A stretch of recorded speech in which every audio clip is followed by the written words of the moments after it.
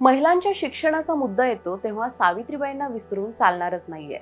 कारण आज त्या नसत्या तर मी, तुम्ही आणि बऱ्याच जणी शिकल्याच नसत्या, ना कोणत्या क्षेत्रात पुढे गेल्या असत्या, ना आर्थिकदृष्ट्या सक्षम झाल्या असत्या।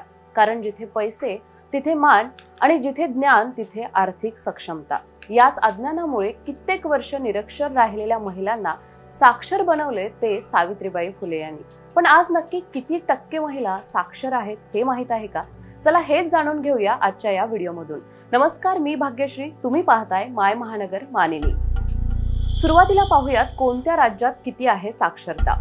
सरकारच्या राष्ट्रीय नमुना सर्वेक्षण अहवालानुसार केरळ हे 92.2% सह देशातील सर्वात साक्षर राज्य आहे।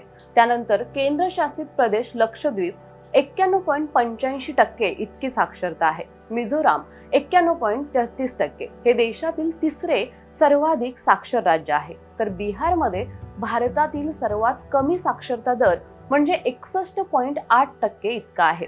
त्यानंतर अरुणाचल प्रदेश 65.3% आणि राजस्थान 66.1% आहे। यामध्ये संपूर्ण देशात महिला साक्षरता दर किती आहे तर तो आहे 77%, तर पुरुष साक्षरता दर आहे 84.7%। भारतीय महिलांच्या साक्षरतेचे प्रमाण गेल्या काही वर्षात वाढलं आहे। जागतिक बँकेच्या भारताच्या अहवालानुसार भारताच्या स्वातंत्र्याच्या वेळी 11 पैकी फक्त एक मुलगी साक्षर होती, म्हणजे सुमारे 9%। सध्या तेच प्रमाण 77% वर गेलं आहे।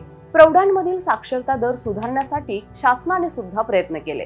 केंद्रीय पुरस्कृत प्रौढ शिक्षण साक्षर भारत योजना देखील सुरू करण्यात आली होती आणि त्याचबरोबर अनेक शैक्षणिक योजना सुद्धा सुरू करण्यात आल्या होत्या।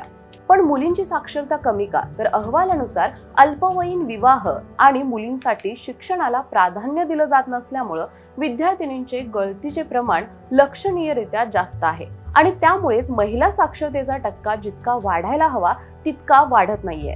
त्यामुळे सावित्रीबाईंची जयंती आपण साजरी करूच, पण सावित्री घडवायला सुद्धा चालू ठेवलं पाहिजे। तुम्हाला याबद्दल काय वाटतं नक्की कळवा। व्हिडिओ आवडल्यास लाईक करा, तुमचा प्रतिसाद नक्की कळवा आणि अशाच नवनवीन व्हिडिओसाठी माय महानगर मानिनीला सबस्क्राईब करायला विसरू नका। धन्यवाद।